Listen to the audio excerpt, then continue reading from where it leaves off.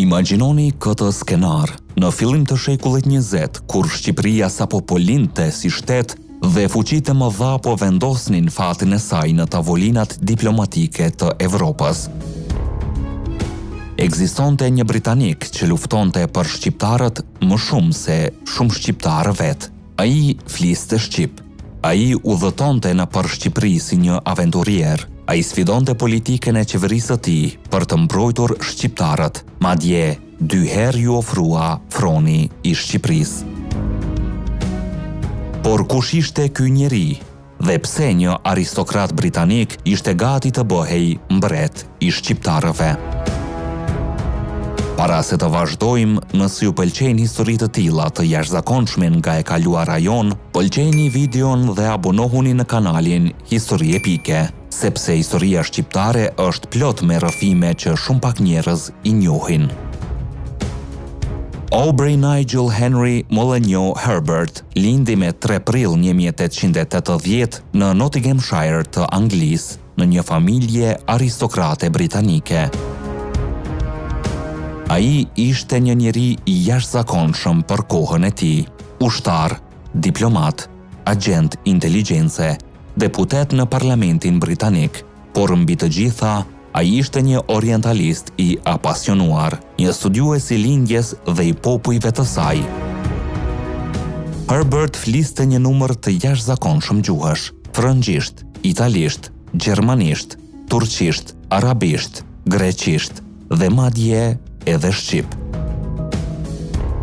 Ai udhëtonte shpesh në lindjen e mesme dhe Ballkan, duke u veshur shpesh si një udhëtar i thjesht, për të përzier me popullin dhe për të kuptuar më mirë kulturat që studionte.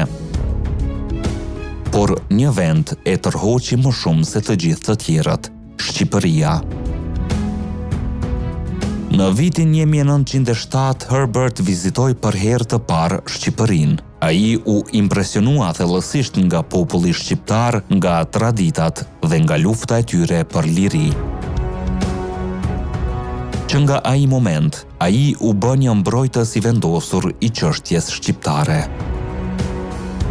Në një kohë kur shumë politikanë evropianë shihnin Shqipërinë vetëm si një territor për t'u ndarë mes fqinjëve, Herbert besonte se shqiptarët meritonin një shtet të pavarur me kufi etnik, jo të përcaktuar nga feja.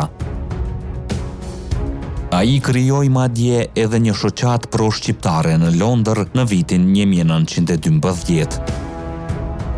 Ku përfshinte deputet, gazetar dhe studiues për të mbështetur pavarësinë e Shqipërisë. Një nga bashkëpunëtoret e tij më të ngushta ishte albanologja e famshme Edith Durham, një tjetër mikeshe madhe e shqiptarëve. Kur shpërtheu kriza ballkanike dhe Shqipëria shpalli pavarësi në vitin 1912, fuqitë e mëdha u mblodhën në konferencën e ambasadorëve në Londër për të vendosur fatin e vendit. Në këtë moment kritik, delegacioni shqiptar kishte një aleat të fuqishëm në Londër, Aubrey Herbert. Ai u bë këshilltar i delegatëve shqiptar dhe përdori gjithë ndikimin e tij politik për të mbrojtur interesat e Shqipërisë. Në janar të 1913-s, Herbert madje mobilizoi personalitete të rëndësishme britanike për të mbrojtur çështjen shqiptare. Ai ishte aq i revoltuar nga masakrat kundër shqiptarëve saqë u largua nga Komiteti Ballkanik, duke deklaruar se nuk mund të qëndronte në një organizat që toleronte krime të tilla. Herbert ishte në fakt politikani i vetëm britanik që fliste për Shqipërinë me njohuri personale dhe përvojë direkte. Por historia merr një kthes edhe më të jashtëzakonshme. Në vitin 1914, ndërsa Shqipëria po kërkonte një princ për të drejtuar shtetin e ri, disa figura shqiptare menduan për një kandidat të papritur, Aubrey Herbert. Po, një britanik që e donte Shqipërinë. Ai ishte interesuar për këtë ide, por kryeministri britanik H.H. Asquith, mik i familjes së tij, e këshilloi të mos e pranonte. Edhe Ministria e Jashtme britanike nuk e mbështeti këtë ide. Në fund, froni i Shqipërisë ju dha princit gjerman Wilhelm von Wied. Por historia nuk përfundoi këtu. Në vitin 1920, pas luftës së Vlorës dhe humbjes së ushtrisë italiane në Shqipëri, situata politike u ndryshua.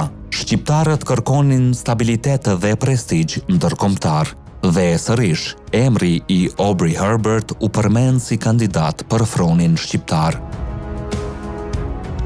Oferta ishte përsëri jo zyrtare, por këtëherë erdhi nga figura të rëndësishme të qeverisë shqiptare. Herbert diskutoi këtë ide me diplomatë lartë britanik, duke menduar madje për një rol të Shqipërisë në mbështetjen e lidhjes së kombeve. Në të njëjtën kohë, miku i tij, Eric Drummond, sekretari i parë i përgjithshëm i kësaj organizate, ndihmoi që Shqipëria të pranohej në lidhjen e kombeve në dhjetor të 1920-s. Megjithatë, ndryshimet politike në qeverinë shqiptare bën që ideja fronit për Herbert të zbehej. Megjithkëtë, Herbert nuk e braktisi kurrë Shqipërinë. Edhe gjatë luftës së parë botërore, ai mori pjesë në misione sekrete që lidhen me çështjen shqiptare. Ai shërbeu si oficer ndërlidhës i ushtrisë italiane në frontin shqiptar dhe punoi për të parandaluar planet që do ta ndanin Shqipërinë mes fuqive të mëdha. Ai ishte një nga zërat më të fortë në Evropë kundër idesë që Shqipëria të shndrohej në një shtet të vogël të dobët dhe të kontrolluar nga të tjerët. Në vitet e fundit të jetës, Herbert filloi të kishte probleme serioze me shikimin. Ai u bë gradualisht i verbër. Një mjek e bindi se shikimi mund t'i përmirësohej nëse hiqte të gjithë dhëmbët. Operacioni u krye, por gjithçka shkoi keq. Ai u infektua me helmim gjaku dhe me 26 shtator 1923, Aubrey Herbert vdiq në Londër vetëm 43 vjeç. Pas vdekjes së tij, familja Herbert vazhdoi të ndihmonte shqiptarët. Në nder të tij u organizua një komitet britaniko-shqiptar që ndihmoi refugjatët nga Kosova. U ndërtuan shkolla dhe spitale për komunitetet shqiptare dhe deri më sot, shumë historian e konsiderojnë Aubrey Herbert si njërin nga miqtë më të mëdhenj që Shqipëria ka pasur ndonjëherë në Evropë. Por tani dua të dëgjoj mendimin tuaj. Si do të kishte ndryshuar historia nëse Aubrey Herbert do të ishte bërë mbret i shqiptarëve? Shkruani mendimin tuaj në komente. Ne jemi Histori Epike, aty ku e kaluara rilind. Deri në videon tjetër, qëndroni krenar dhe të vetëdijshëm për gjakun që rrjedh në damarët tanë.